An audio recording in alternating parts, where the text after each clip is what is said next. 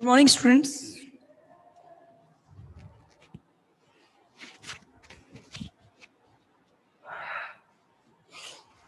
चौक है।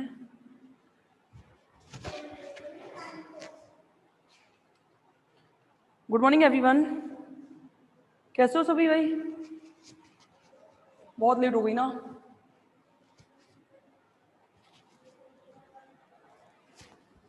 चलो देखो, एक चीज बता देती हूँ मैं। आपने न्यूज़ सुनी ली होगी, 30% सिलेबस कम हो चुका है आपका।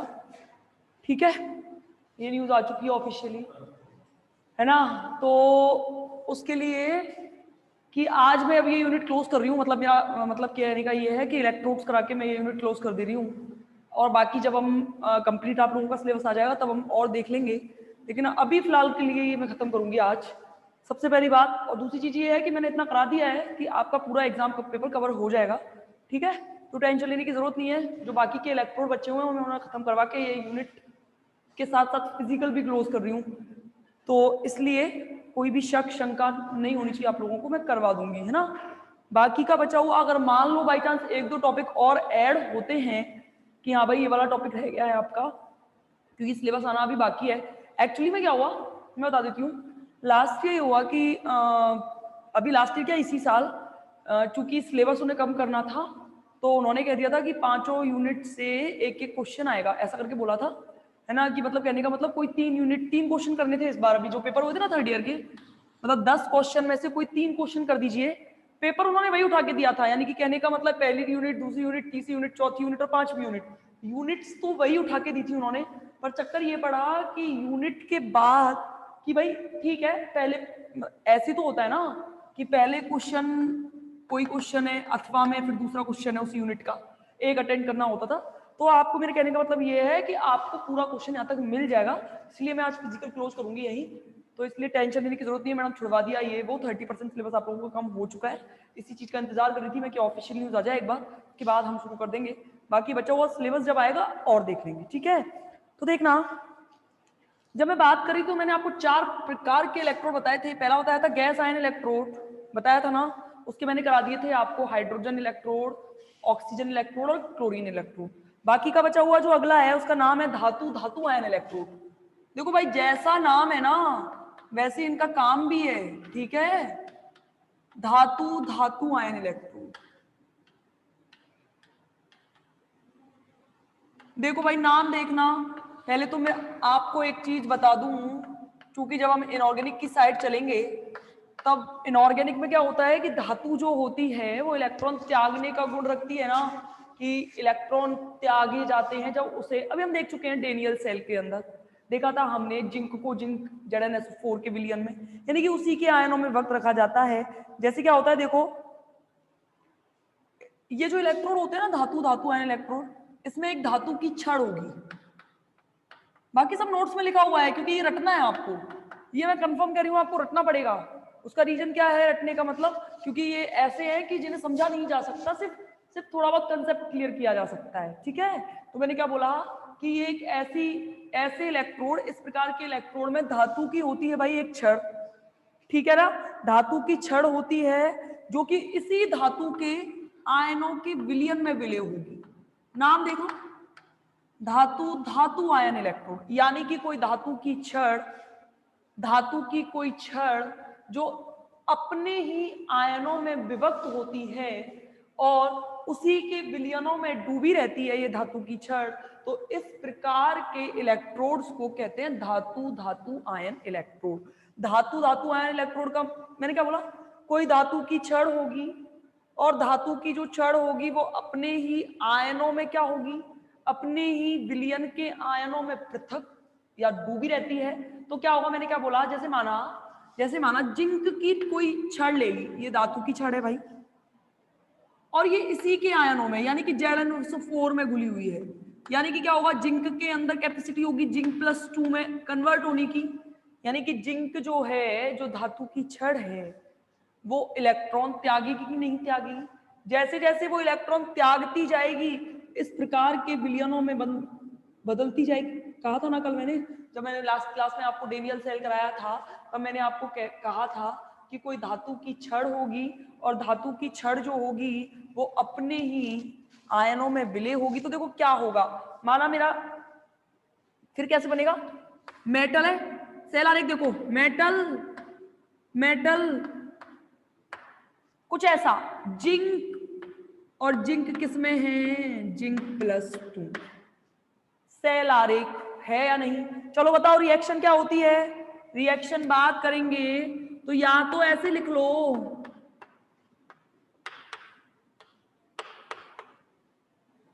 मेटल है जिस पर पॉजिटिव चार्ज है, एन इलेक्ट्रॉन ग्रहण करके किसमें बदल रही है, मेटल में। जल्दी बताओ, ऑक्सीकरण की अभिक्रिया है अपचयन की, दिस इज ऑक्सीडेशन और रिडक्शन, दिस इज रिडक्शन, क्योंकि मैंने क्या कहा था, इलेक्ट्रॉनों को खा रहा है ये, और अगर इलेक्ट्रॉनों को खा रहा है तो इसका मतलब क्या है, इसका मतलब ये है कि जो मेटल है वो एन इलेक्ट्रॉन ग्रहण करके किसमें कन्वर्ट होगी, मेटल में। चलो बताओ what is nuns equation, nuns equation बताओ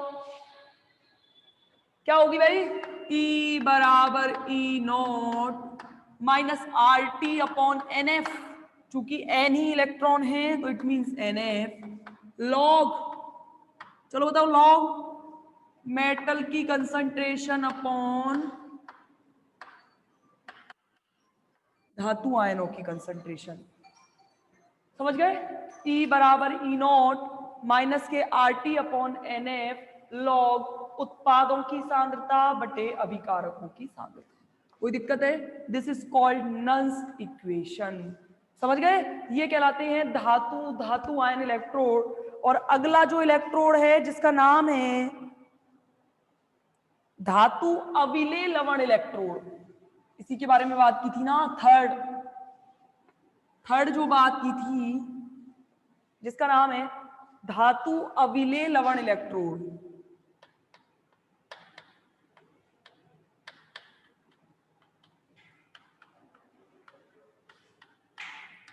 देखो भाई ये नाम देख लो, कोई धातु है, नाम देखो, धातु है, धातु की जो छड़ है वो अविलेय यानी कि एक ऐसे विलयन में डूबी हुई होगी जो अविलेय लवण हो, यानी कि देखना कैसे, जैसे एग्जांपल से बात करते हैं, सिल्वर क्लोराइड, ये पहला सेल है इसका, AgCl इलेक्ट्रोड।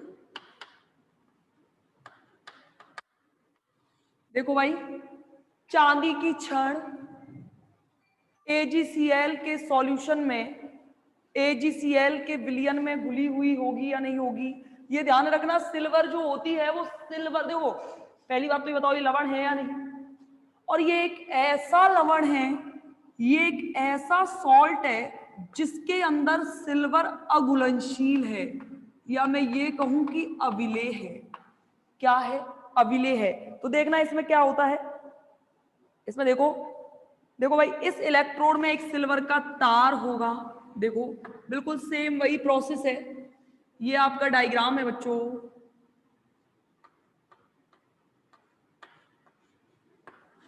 ये इस तरीके से, ये एक सिल्वर का तार है, सिल्वर वायर, किसमें किसमें डूबा हुआ है, नाम से स्पष्ट है, AgCl के विलयन में डूबा हुआ है कि नहीं हुआ, यानी कि इसमें क्या होता है, ये एक Ag वायर है जो इलेक्ट्रोड बनाएगा, AgCl के विलयन में घुला हुआ होगा, यानी कि ये क्या करता है, ये क्लोरीन माइनस आयनों में, यहाँ कौन है, क्लोरीन माइनस आयन है या नहीं, अरे सिल्वर क्लोराइड में घुला हुआ है कौन, Ag तार, सिल्वर तार किसमें है, सिल्वर क्लोराइड में घुला हुआ है। तो जरा मुझे जल्दी से फटाफट से बताओ इसका सेल आरेख क्या होगा, कोई बता सकता है, मैडम खोल देना एक बार चैट, हाँ कोई बता सकता है इसका सेल आरेख क्या होगा, बहुत सिंपल है भाई, बहुत ज्यादा सिंपल है, जल्दी बताओ क्या होगा इसका सेल आरेख, जल्दी बताओ जल्दी बताओ क्या होगा इसका सेल आरेख, अरे भाई silver wire, AgCl chlorine minus, है या नहीं बताओ, जल्दी से बताओ। इसकी इलेक्ट्रोड अभिक्रिया क्या होगी? AgCl, मैंने पहले भी कहा था रटने पड़ेंगे, इलेक्ट्रोड हैं तो रटने पड़ेंगे। AgCl प्लस इलेक्ट्रॉन ग्रहण करके AgCl, रुको एक मिनट, इलेक्ट्रॉन ग्रहण करके क्या बनाएगा? Ag plus plus Cl minus. ठीक है, फटाफट देखो इसका सेल नंस इक्वेशन क्या होगा? E बराबर E not minus RT upon F, क्योंकि एक ही इलेक्ट्रॉन है, लॉग, बताओ Ag प्लस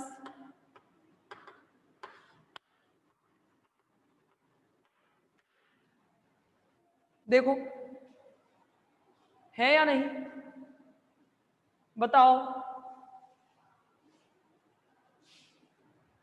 एक तो इसमें ये है सिल्वर सिल्वर क्लोराइड, ये भी इंपॉर्टेंट, और इसका एक बहुत ही इंपॉर्टेंट, बहुत ज्यादा इंपॉर्टेंट जो दूसरा इलेक्ट्रोड है, इसका नाम है कैलोमल इलेक्ट्रोड। बहुत पूछा जाता है पेपर में कैलोमल इलेक्ट्रोड। तो देखो भाई कैलोमल इलेक्ट्रोड बहुत सरल सरल से हैं ये, इनमें कुछ भी नहीं है, एक बार पढ़ लिया तो मानो कि हो गया आपका कवर अप। देखो भाई कैलोमल इलेक्ट्रोड,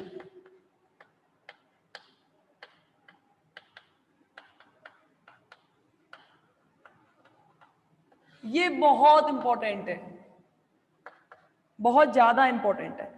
और हाँ, नया सिलेबस नहीं आया अभी, पर 30% कम कर दिया है, जब आएगा तब देख लेंगे क्या है क्या नहीं है, तो टेंशन मत करना, ठीक है। क्या होता दिन, क्या बता दूं? अरे कुछ भी नहीं है उसमें, है क्या है, सिल्वर है, सिल्वर क्लोराइड के, सिल्वर का तार है, उस पे AgCl का लेप लगा हुआ है, घुला हुआ है वो AgCl के सॉल्यूशन में। जैसे ही घुला हुआ होगा तो देखना भाई क्या बनेगा, उसका इलेक्ट्रोड बना दिया था मैंने, सेल आरेख लिख दिया था, सेल आरेख लिखा था, उस पर रिएक्शन लिख दी थी, उस पर नंस इक्वेशन लिख दिया था, कुछ भी नहीं है इसमें, ठीक है। देखो भाई एक्चुअली कैलोमल क्या होता है, एक तो मरकरी और एक मर्क्यूरस क्लोराइड Ag2Cl, इन दोनों का लेप या लेई जिसे कहते हैं, लेई देखिए, लेई, लेई गाढ़ा पतला द्रव जो होता है ना, इस इनको दोनों को मिला के ये बनाते हैं मर्क्यूरस क्लोराइड। इसको मरकरी प्लस मर्क्यूरस क्लोराइड, इन दोनों को मिक्स करके कहते हैं कैलोमल। क्या कहते हैं? कैलोमल। इसका जरा इलेक्ट्रोड का जरा एक बार आरेख चित्र से समझेंगे, क्योंकि इसका चित्र ही इंपॉर्टेंट है। देखो चित्र देखेंगे इसका,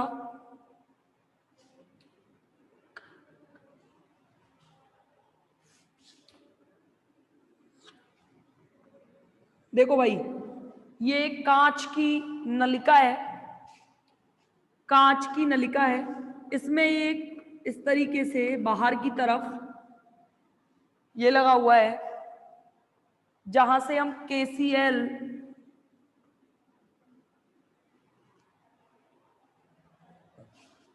चित्र की बड़ी दिक्कत है मेरे साथ ना, थोड़ा थोड़ा देख लेना, बाकी डायग्राम कॉपी में सारे बने हुए हैं मेरी में ना, चिंता करने की जरूरत है नहीं। तो देखो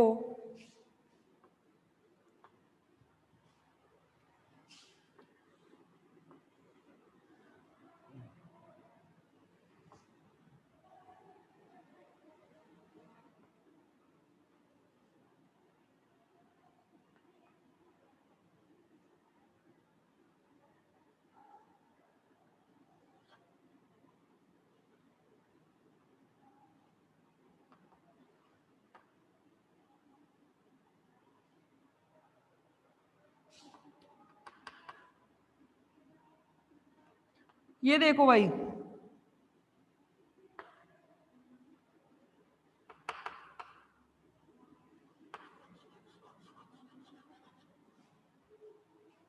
जैसा है वैसा ही है, बस और कुछ नहीं है।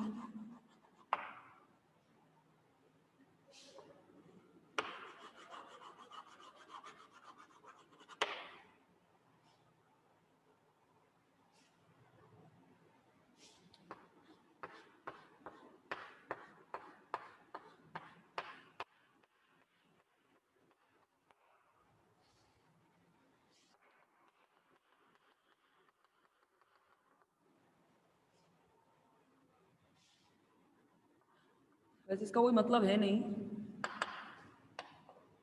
थोड़ा सा ऊपर ऊपर से डायग्राम बना देते हैं बस, और कुछ नहीं है। देखो भाई, ये जो है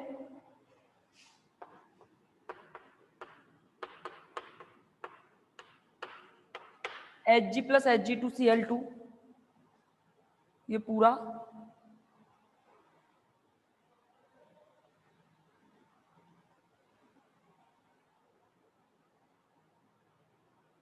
देखो भाई, यहां से समझना मेरी बात एक चीज, ये दो नलिकाएं हैं, ये जो नलिका मैंने बनाई है ना, ये मुख्य नलिका कहलाती है। कौन सी नलिका? मुख्य नलिका। ये कहलाती है पार्श्व नलिका, ये वाली पार्श्व नलिका है, ये वाली नीचे से जो मैंने डाली हुई है। होता क्या है, यहां लगा हुआ है ये प्लेटिनम का वायर, जो इस तरीके से इसमें धसा हुआ है। ये जो है, ये देखो, यहां से ऊपर से तो है ये KCl सॉल्यूशन, एक्चुअली इसे किसमें भरा गया है, मैंने क्या बताया था, ये धातु अविलेय लवण इलेक्ट्रोड है, जिसमें मरकरी धातु है, जिसमें क्या, मरकरी धातु है। और मरकरी धातु जो है वो अपना KCl सॉल्यूशन के साथ मिलकर बना रहा है Hg2Cl2, यानी कि मर्क्यूरस क्लोराइड। होता क्या है, इसमें यहां से KCl सॉल्यूशन डाला जाता है, मुख्य नलिका में यहां तक भरा रहता है KCl सॉल्यूशन, प्लेटिनम का वायर लगा हुआ होता है जो पार्श्व नलिका से बाहर निकला हुआ है, यहां ऊपर की तरफ Hg+ HgCl2 की लेई भरी रहती है, और ये नीचे जो है यहां भरा हुआ होता है शुद्ध मरकरी। क्या भरा रहता है? शुद्ध मरकरी। नीचे की साइड शुद्ध मरकरी, क्योंकि KCl सॉल्यूशन इस पे गिरता जाएगा, तो ये Hg मरकरी, जो थोड़ा बहुत मरकरी होगा, वो मरकरी KCl सॉल्यूशन के साथ मिलकर बना लेगा मर्क्यूरस क्लोराइड। तो इन दोनों का मिक्सचर एक्चुअली केमिस्ट्री के अंदर कैलोमल कहलाता है, इसलिए इसको कहते हैं कैलोमल इलेक्ट्रोड। समझे या नहीं समझे? पहले तो डायग्राम बताओ, समझ में आया या नहीं, बताओ, आया या नहीं, हाँ या ना, जल्दी बताओ, फिर दोबारा पूछोगे। सेल आरेख देखो, नीचे से स्टार्ट करेंगे, क्योंकि वायर यहां लगा हुआ है, धातु सबसे लेफ्ट पे लिखी जाती है, मरकरी, मरकरी के ऊपर कौन है? Hg2Cl2 है या नहीं, और कौन से सॉल्यूशन में है? KCl सॉल्यूशन में। बहुत ही सिंपल है, सरल है बहुत। जल्दी बताओ, इसका सेल आरेख के बाद इसकी रिएक्शन क्या होगी, इसकी रिएक्शन बताओ क्या होगी। देखो भाई, रिएक्शन Hg2Cl2 + 2 इलेक्ट्रॉन, देख लेना भाई, रिएक्शंस याद रखनी होंगी आपको। और क्या आएगी रिएक्शन? 2Hg + 2Cl, ये इसकी रिएक्शन है। क्या होता है, दो नलिकाएं होती हैं, एक मुख्य नलिका होती है और एक पेंदे,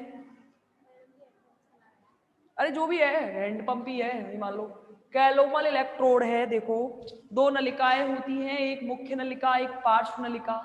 मुख्य नलिका में के पेंदे में, मुख्य नलिका के पेंदे में शुद्ध मरकरी भरा रहता है, उसके ऊपर मर्क्यूरस क्लोराइड, यानी कि मरकरी + मर्क्यूरस क्लोराइड दोनों की मिक्स करके लेई रखी जाती है, ऊपर से प्रवाहित किया जाता है KCl, और इस प्रकार से मिलकर बनता है एक mercurous chloride. Mercury + mercurous chloride दोनों के सॉल्यूशन से बना हुआ सेल आरेख, जिसे कैलोमल इलेक्ट्रोड कहते हैं। और इस प्रकार से इसका सेल आरेख जो होगा वो इस प्रकार होगा, मरकरी, तो नीचे से स्टार्ट करो, मरकरी, मर्क्यूरस क्लोराइड और HCl, सॉरी KCl, वहां HCl यहाँ KCl, और इस प्रकार से इसका क्या लिखते हैं हम, इसकी इलेक्ट्रोड अभिक्रिया। जल्दी बताओ, इसका नष्ट समीकरण क्या होगा? E = E0 - RT/2F, दो इलेक्ट्रॉन है ना, लॉग, जल्दी बताओ क्या होगा? Hg पर होल ट्वाइस ऊपर आएगा, क्योंकि क्लोरीन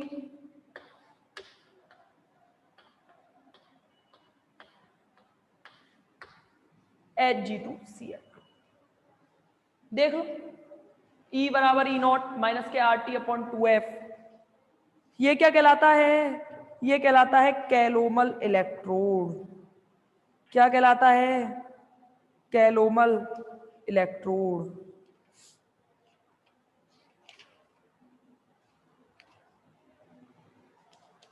अब दोबारा तो नहीं बताना।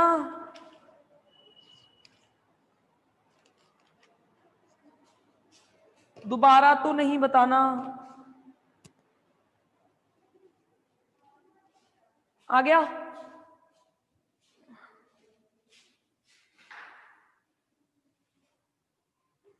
चलूं आगे?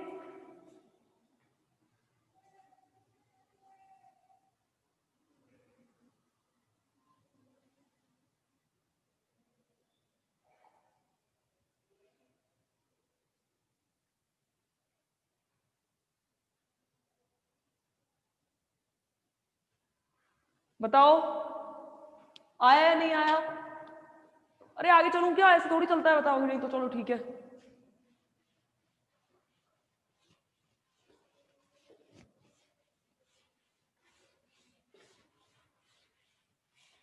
और इसका एक अगला चौथा कौन सा था? दो पढ़ लिए धातु अभिले लवण इलेक्ट्रोड्स में, दो पढ़ लिए ना।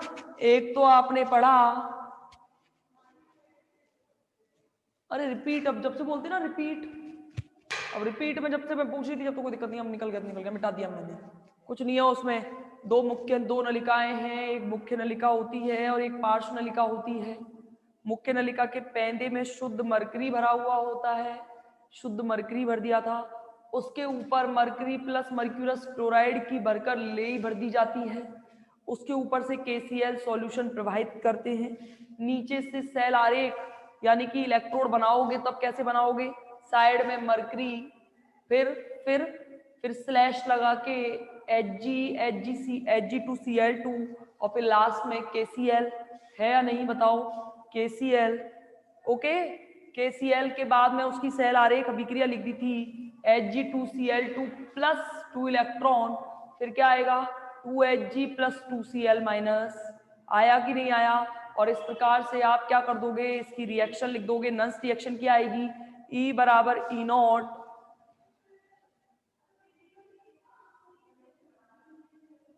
ठीक है, इसके बाद में ये था आपका, कोई बात नहीं। अब जो सब नोट्स है ना आपके पास, बहुत सरल है, सिंपल है भाई, कुछ भी नहीं है, बस डायग्राम है। डायग्राम के बाद में आपको ये तो याद करने पड़ेंगे डायग्राम्स। 5-6 ही तो इलेक्ट्रोड कराए हैं मैंने। अगला देखो, ऑक्सीकरण अपचयन इलेक्ट्रोड, या जिसको रेडॉक्स इलेक्ट्रोड कहते हो, लास्ट बचा है ना, ऑक्सीकरण अपचयन इलेक्ट्रोड।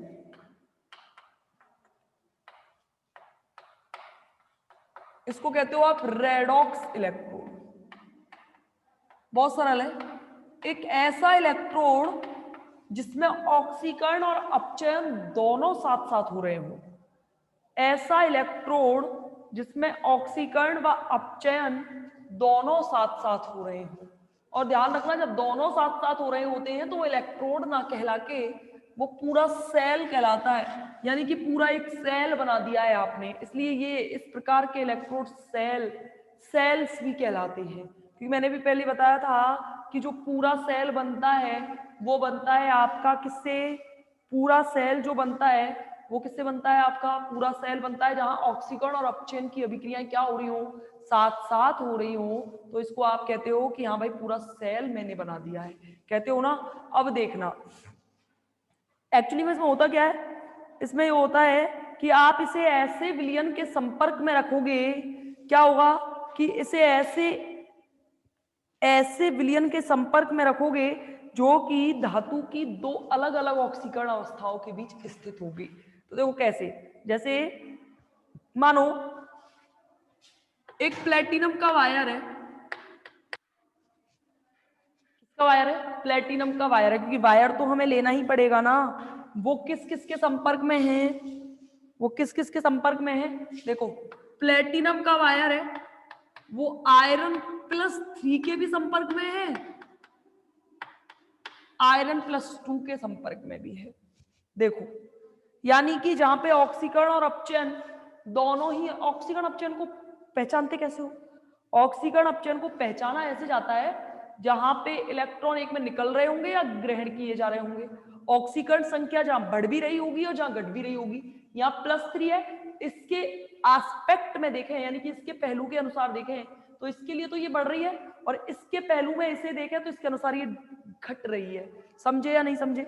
यानी कि ध्यान रखना कि एक प्लेटिनम का इलेक्ट्रोड है जो आयरन +3 और आयरन +2 इन दोनों के संपर्क में रहेगा, तो देखो क्या होगी सेल अभिक्रिया।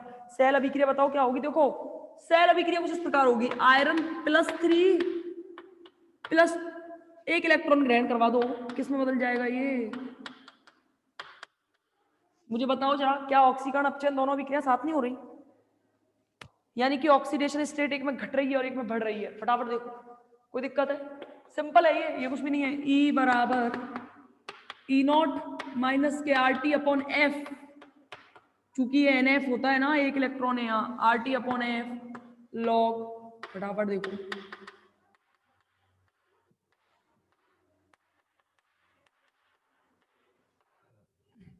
ऑक्सीकरण अपचयन के लिए इलेक्ट्रोड बना दिया है मैंने, ऑक्सीकरण और अपचयन के लिए इलेक्ट्रोड बना दिया, सेल आरेख बना दिया है।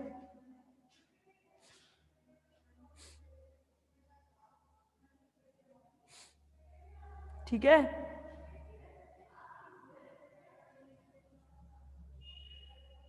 ये आपका ऑक्सीकरण और अपचयन इलेक्ट्रोड या जिसे रिडॉक्स इलेक्ट्रोड भी कहते हो, और इसके अंदर एक लास्ट इलेक्ट्रोड जो बचा हुआ है वो है ग्लास इलेक्ट्रोड। ये अलग से है, इसको कांच इलेक्ट्रोड भी कहते हैं या इसको ग्लास।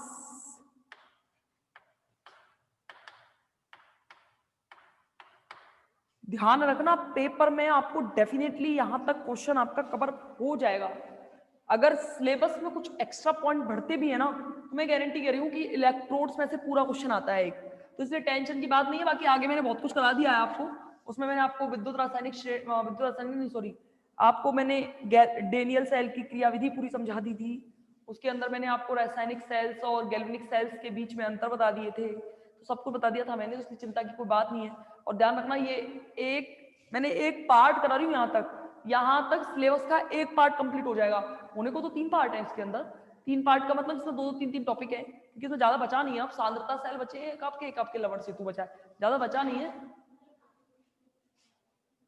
पर मैं क्या है कि उतना ही कराऊंगी जितना आपके सिलेबस में आने लायक है, ठीक है? तो इसलिए टेंशन लेने की जरूरत नहीं है ना। तो देखना ग्लास इलेक्ट्रोड में क्या होता है, इसमें ये होता है कांच है, इसमें एक विशेष प्रकार का, कैसा, इसमें एक विशेष प्रकार का कांच होता है भाई। डायग्राम्स में बड़ी दिक्कत आती है मुझे। ये विशेष प्रकार का कांच है, क्या है? कांच है जो कि बहुत ही कठोर नलिका का बना हुआ है, फूट जाएगा और कठोर नलिका।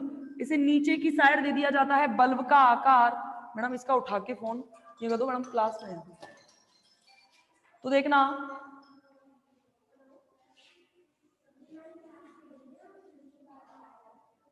देखो,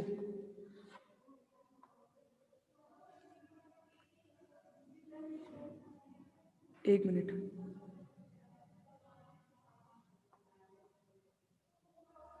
ये देखना भाई, चलो एक बार रिजॉइन करो तो मैं डायग्राम बना देती हूँ, ठीक है? रिजॉइन कर लो फटाफट से।